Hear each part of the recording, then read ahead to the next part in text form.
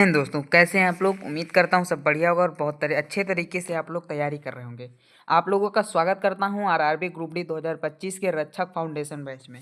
आप लोग भी जानते हैं इस रक्षक फाउंडेशन बैच में मैं क्या क्या आप लोगों को पढ़ाता हूँ। इसमें मैंने अभी सिर्फ आपको पॉलिटी के 3 वीडियोज़ दिए हैं, 2 वीडियोज़ दे दिए, तीसरी वीडियोज़ ये हैं। 2 वीडियोज़ में मैंने जिस प्रकार से समझाया है, जिस प्रकार से आपके लिए पीडीएफ तैयार की, सेम एज इट इज़ पूरे अब तक मैं जब तक भी आप लोगों को इस चैनल पर पढ़ाऊंगा तब तक उसी तरह की पीडीएफ्स आप लोगों को मिलती रहेंगी। ठीक है, अभी मैंने रीजनिंग की क्लासेस नहीं स्टार्ट की, बहुत जल्द मैं रीजनिंग की क्लासेस भी आप लोगों के लिए स्टार्ट करना शुरू कर दूंगा। ठीक है, सबसे पहले जानते हैं कि जो आप लोगों के लिए हैं फ्री हैंड रिटन नोट्स वो कहाँ पर मिलेंगे। देखो, फ्री हैंड रिटन नोट्स के लिए आप लोगों को कमेंट करना होगा। जिनका भी कमेंट आएगा मेरे चैनल पे मैं उनको सीधे आप लोगों को कमेंट के माध्यम से आप लोगों को फ़ोन में भेज दूंगा, व्हाट्सएप के जरिए या टेलीग्राम के जरिए भेज दूंगा। लेकिन आप लोग कमेंट और वीडियो लाइक जरूर करिए, क्योंकि शुरुआती दिनों में मुझे भी इंप्रेशन चाहिए, तो आप लोगों को इंप्रेशन इसी प्रकार से मुझे मिलेगा। ठीक है, तो सबसे पहले मैं आप लोगों के लिए आज बता दूं आप मेरा टॉपिक क्या होने वाला है। मेरा टॉपिक होने वाला है राज्य व्यवस्था और सरकार के अंग। ठीक है, राज्य व्यवस्था मतलब organs of government and polity. ठीक है, अंग मतलब ऑर्गेन्स समझ लीजिए। मैं हिंदी में समझाऊंगा, इंग्लिश में मैंने लिखा है। ठीक है, देखो, लिखित संविधान के बारे में मैंने कल बता दिया था कि इसमें लिखित भाग ज़्यादा होता है और अलिखित भाग कम होता है। ठीक है, इन सब चीज़ों के बारे में मैंने आपको पहले भी समझा दिया था, पर फिर भी आज मैं लिखित संविधान को थोड़ा और डिस्क्राइब करने वाला हूँ। मतलब कि देखो, लिखित संविधान की अगर मैं बात करूँ तो लिखित संविधान में जो सबसे छोटा संविधान है वो मोनाको का है। ये मैंने कल आपको बता भी दिया था, तो लेकिन मैं रिवीजन के जरिए आपको बता देता हूँ। ठीक है, अगर अनुच्छेदों के बारे में बात करें तो फिर यूएसए आ जाएगा। केवल 7 आर्टिकल हैं इसके संविधान में। ठीक है, अब सबसे बड़ा संविधान कहाँ का है? भारत का है। शब्द कितने हैं? 1,17,369 शब्द हैं। ठीक है, तो कुल अनुच्छेद कितने हुए? 395। मतलब कि अभी ये एग्जाम्स में मानता है। अभी 448 तो प्रेजेंट में है, ये सभी जानते हैं, पर एग्जाम्स वगैरह में जो मानता है वो अभी 395 ही मानता है। ठीक है, इसका एग्जाम्पल आप दिल्ली पुलिस के एग्जाम्स में देख सकते हैं, एमटीएस के 2020 में आया था, उसमें देख सकते हैं आप जाकर। ठीक है, अगर मैं बात करूं इंग्लिश के जो संविधान है हमारा, उसको इंग्लिश में किसने लिखा था? मैंने कल आप लोगों को बताया भी था कि जो प्रेम बिहारी नारायण रायजादा थे, इन्होंने इंग्लिश में लिखा था। ठीक है, और हिंदी में कौन लिखा था? बसंत कृष्ण वैद्य जी ने लिखा था। ठीक है, ये चीज़ें समझ में आ गए। अगर मैं बात करूं आप लोगों से संविधान पर अलंकरण, ठीक है, संविधान पे जो अलंकरण है उस वो किसने किया था? तो नंदलाल बोस जी ने किया था। ये आज का टॉपिक है। ठीक है, नंदलाल बोस जी के गुरु का क्या नाम था? ये शांति निकेतन के छात्र थे और इनके गुरु अविंद्रनाथ टैगोर जी हैं। कौन है? अविंद्रनाथ टैगोर। अविंद्रनाथ टैगोर जी को आप जानते हैं, इनकी एक पेंटिंग है जो कि भारत माता के चित्र के नाम से, जो कि भारत माता के चित्र है, वो पेंटिंग किसकी है? अविंद्रनाथ टैगोर जी की है। ये क्वेश्चन याद कर लीजिएगा, पूछ लेता है। ठीक है, अब अगर मैं बात करूं आप लोगों से, जो शांति निकेतन के छात्र थे, क्या अकेले नंदलाल बोस जी ने तो संविधान पर अलंकरण किया? नहीं, राम मनोहर सिन्हा जी और 22 मेंबर और थे। मतलब टोटल 22 दो 24 लोगों की एक टीम थी जो संविधान पर अलंकरण, संविधान पर चित्रण का काम कर रही थी। ठीक है, ये चीजें आपको समझ में आ गई। अच्छा, संविधान करता क्या है? संविधान सरकार के अंगों की शक्तियों की सीमाएं करता है कि आप इस दायरे में काम करेंगे, आप इस दायरे में काम करेंगे, अगर आप इससे बाहर जाते हैं तो ये आप पर कंट्रोल करेगा, अगर आप इससे बाहर जाते हैं तो ये आप पर कंट्रोल करेगा। ठीक है, ये समझ लीजिए एक लूप है, लूप के अंदर 2 लूप हैं। ठीक है, अब इस लूप का जो है दायरा निश्चित है कि इससे बाहर नहीं जा सकते। जैसे इसके बाहर जाएगा ये आपको तुरंत कवर कर लेगा। ठीक है, लेकिन अब जो बाहर वाला लूप है, अगर वो चाहेगा कि मैं इस और भी बड़ा हो जाऊं तो यह संभव है, फिर ये तीनों क्या करेंगे? इस पर कंट्रोल करेंगे। तो इस चीज से समझ लीजिए तीनों एक, मतलब कि तीनों आपस में बंधे हुए हैं। ठीक है, ऐसे समझ लीजिए तीनों क्या है? आपस में बंधे हुए हैं। ठीक है, अब बात करते हैं यहाँ पे सरकार के अंगों के बारे में। देखो, सरकार में 3 अंग होते हैं। कौन कौन से? विधायिका, कार्यपालिका और न्यायपालिका। सरकार के 3 अंग होते हैं। ऑर्गन ऑफ गवर्नमेंट कितने होते हैं? 3 होते हैं। ठीक है, ये तो सत्ता का जो क्षैतिज वितरण है उसके हिसाब से मैंने बताया है, लेकिन फिर भी आप समझ लीजिए विधायिका कौन है? विधायिका करती क्या है? जो विधि होते हैं, जो कानून होते हैं, वो कौन निर्माण करती है? विधायिका करती है। ठीक है, लेजिस्लेचर जो लेजिस्ट्रेचर असेंबली होती है। मैं इंग्लिश नहीं पढ़ता हूँ क्योंकि इंग्लिश में मुझे उतना भी कॉन्फिडेंस नहीं है, लेकिन मैं हिंदी में भी आपको ऐसा समझा सकता हूँ। मैंने ऐसा समझा हिंदी में, इसलिए मैं इंग्लिश इसलिए लिख रहा हूँ क्योंकि कुछ स्टूडेंट्स होते हैं जिनको हिंदी अंग्रेजी में समझ में आता, तो उनके लिए मैंने लिख दिया। मुझे इंग्लिश नहीं समझ में आती, केवल मैं इंग्लिश लैंग्वेज समझ पाता हूँ जो कि इंग्लिश सब्जेक्ट है। उसके अलावा मैं इंग्लिश में कुछ नहीं पढ़ता हूँ ज़्यादा। ठीक है, अगर मैं बात करूँ कार्य की, तो विधि निर्माण। इनका काम क्या होता है? विधायिका का विधि निर्माण होता है। कार्यपालिका का कार्य क्या होता है? जो विधायिका ने कानून बनाया है उनको पालन करेगी कार्यपालिका। ठीक है, समझे भाई। देखो विधायिका ने क्या किया, कानून बना दिया। अब कार्यपालिका क्या करेगी, जो कानून बनाया उसका पालन करेगी। अब आता है बाद में न्यायपालिका। अब न्यायपालिका क्या करेगी, जो विधायिका ने कानून बनाया है क्या वह सही है या गलत है, ये डिसाइड कौन करेगा, न्यायपालिका करेगा। अगर गलत है तो उसको रोक देगा, सही है तो चलने देगा। ठीक है, ये चीजें समझ में आई। तो न्यायपालिका है वो किस आर्टिकल में है, तो आर्टिकल 124 में है न्यायपालिका। भी मैंने नीचे लिख रखा है, वो बता दूंगा। ठीक है, सब कुछ आप देख सकते हैं यहाँ पर। अच्छा, आप भी जानते हैं कि विधायिका क्या है। विधायिका दो होती है, एक केंद्र में होती है, एक राज्य में होती है। ठीक है, द्विस्तरीय सरकार है हमारे भारत की, ये भी आप जानते हैं। केंद्र में क्या क्या आता है, आपका संसद आता है और राज्यसभा आता है जो कानून बनाती है। ठीक है, और लोकसभा, ये तीन चीज़ें कानून बनाती हैं। ये तो आपको समझ में आ गया। अगर मैं बात करूँ संसद की, तो आर्टिकल 179 संसद का है, राज्यसभा आर्टिकल 80 है और लोकसभा का आर्टिकल 81 है। ठीक है, अगर राज्य में विधायिका कौन कौन होती है, तो अब राज्य में आपका विधानमंडल होता है, विधान परिषद होता है और विधानसभा होती है। ठीक है, ये चीज़ें आपको समझ में आई। अच्छा, क्या जरूरी है कि सभी राज्यों के पास विधानमंडल हो, ये नहीं है ना, क्योंकि अभी 6 ही विधानमंडल हैं, लेकिन विधान परिषद और विधानसभा सब जगह है। ठीक है, आर्टिकल 168 में विधानमंडल आपको मिलेगा, विधान परिषद आर्टिकल 169 में मिल जाएगा और विधानसभा आपको 170 में मिल जाएगा। ये तो हो गया विधि निर्माण विधायिका का काम। अब आते हैं अपने कार्यपालिका में और कार्यपालिका को जानते हैं। कार्यपालिका भी केंद्र और राज्य दोनों जगह होगी। कार्यपालिका मतलब जो कार्य को कानून को करती है, कौन कौन करता है, केंद्र में राष्ट्रपति करता है, उपराष्ट्रपति, प्रधानमंत्री और मंत्रिपरिषद। ठीक है, राष्ट्रपति आपको पता है कि 52 में है, मकानिकों को 2 दशम से आप राष्ट्रपति को क्लियर कर सकते हैं। ठीक है, उपराष्ट्रपति आपका जो आता है वो आता है 63 से, 63 से आप समझ सकते हैं। ठीक है, प्रधानमंत्री आपका आता है 75 एक में और मंत्रिपरिषद आता है आर्टिकल 74 में। ये तो हो गया केंद्र में।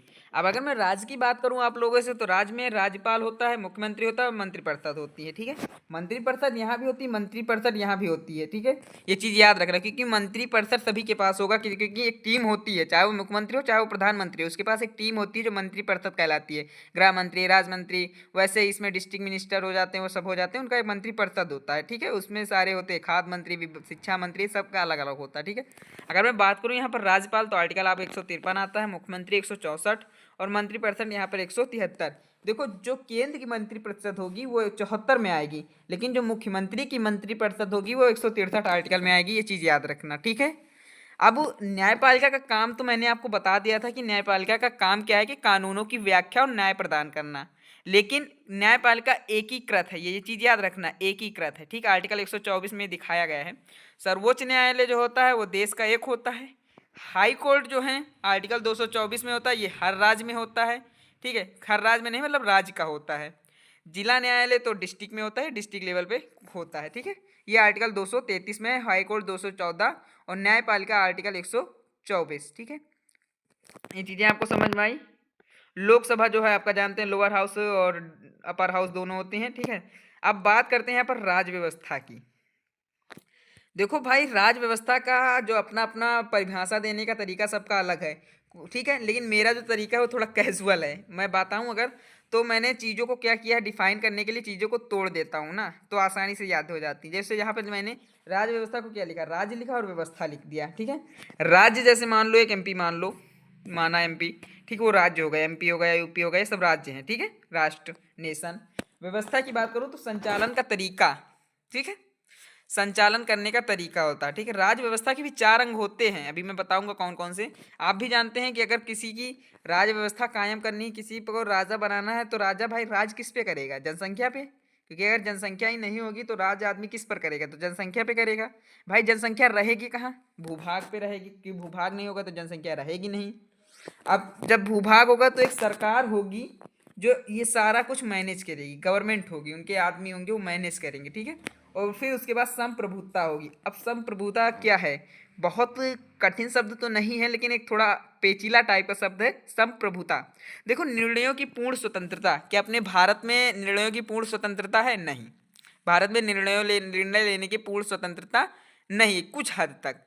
बाकी आप अपने निर्णय ले सकते हैं, आप सो सकते हैं जब मन है, जब उठ सकते हैं जब मन है, खा सकते हैं, लेकिन जब आपके निर्णय देश में जाएंगे, आपके निर्णय राज्य स्तर पर जाएंगे, तो वहाँ पर कानून है, कानून के जरिए आपके निर्णय को प्रारंभ किया जाएगा। ठीक है, अगर मैं बात करूं कि जो राजनीतिक संप्रभुता की अवधारणा रूसो संप्रभुता का विचार जो था उन्होंने ऑस्टिन ने दिया था। ठीक है, ये चीज याद रखना, ऑस्टिन ने क्या किया था, रूसो संप्रभुता का विचार दिया था। ठीक है, अब आता है संप्रभु।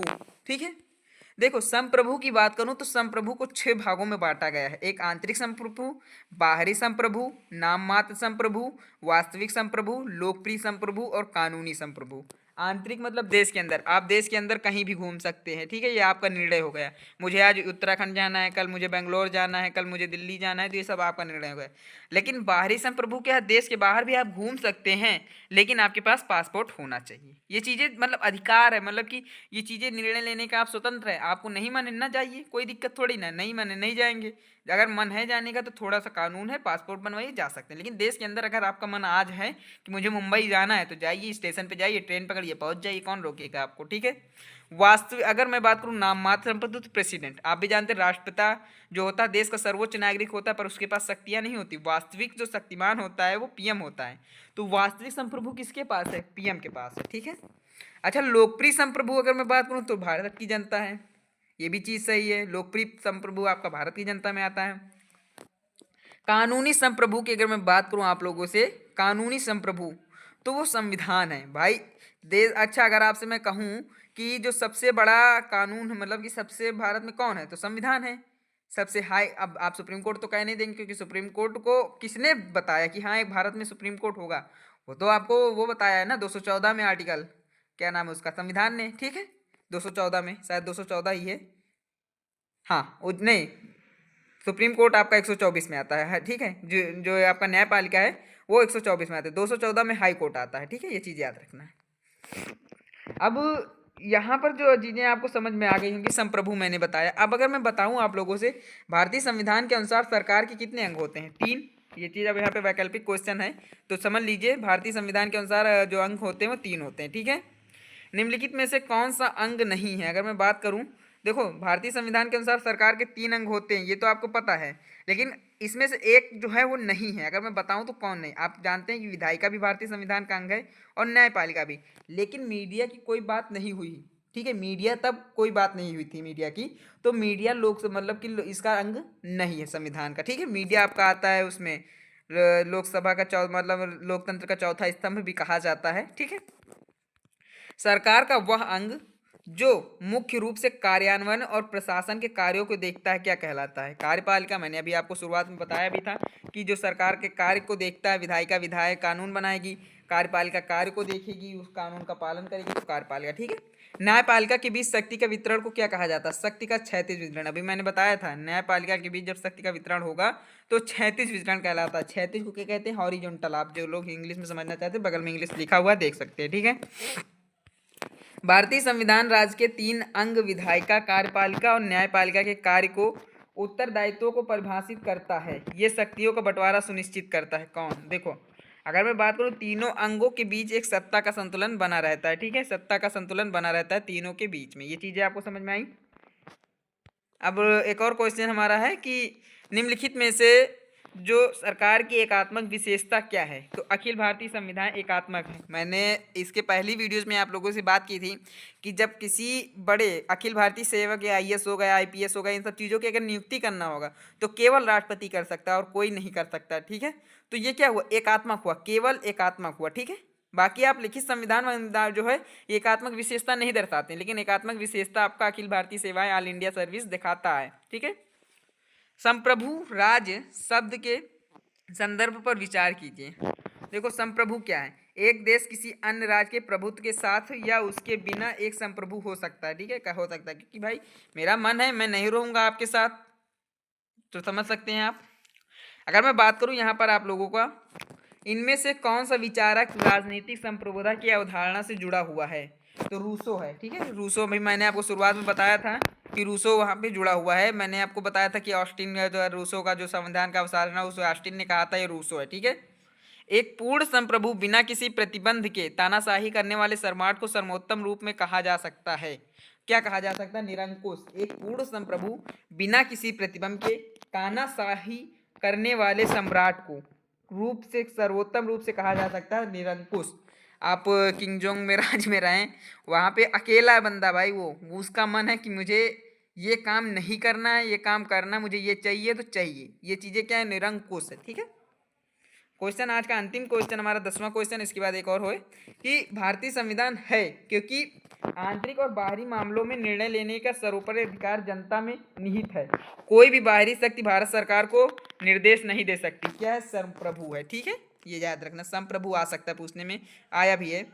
संविधान तैयार करने वाला पहला देश कौन सा था, तो अमेरिका था। उसने सर्वप्रथम अपना संविधान तैयार किया लिखित रूप में। यह माना जाता है कि अमेरिका का संविधान सबसे पुराना संविधान है। ठीक है, 1789 में बना था, उससे पहले कोई संविधान नहीं था, क्योंकि उसके पहले ही ब्रिटेन से आज़ाद हुआ था मैनचेस्टर के रूप में। ठीक है, वो सब चीज़ें आप बाद में चर्चा करेंगे लास्ट में। अब अगर मैं बात करूं यहाँ पे विश्व का सबसे प्राचीन और अलिखित संविधान किस देश का है। देखो, विश्व का सबसे प्राचीन और अलिखित संविधान अगर मैं बात करूं आप लोगों से तो यूएसए का है। अभी मैंने इसके ऊपर भी क्वेश्चन था। ठीक है, जब भाई तैयार सबसे पहले होगा तो वहीं होगा। ठीक है, यूएसए का है। ठीक है, प्राचीन। अगर एशिया की बात करता तो आपका आ जाता जापान। ठीक है, उसके फिजी कहा जाता है, उनके संविधान को, जापान के संविधान को फिजी कहते हैं। ठीक है, आशा है, उम्मीद है वीडियो पसंद आई होगी। पीडीएफ आप लोगों को कमेंट के अनुसार दे दी जाएगी। जिसका भी कमेंट आएगा उसको पीडीएफ शेयर कर दी जाएगी बिना किसी देरी के। मिलूंगा स्टूडियो में, तब तक के लिए धन्यवाद।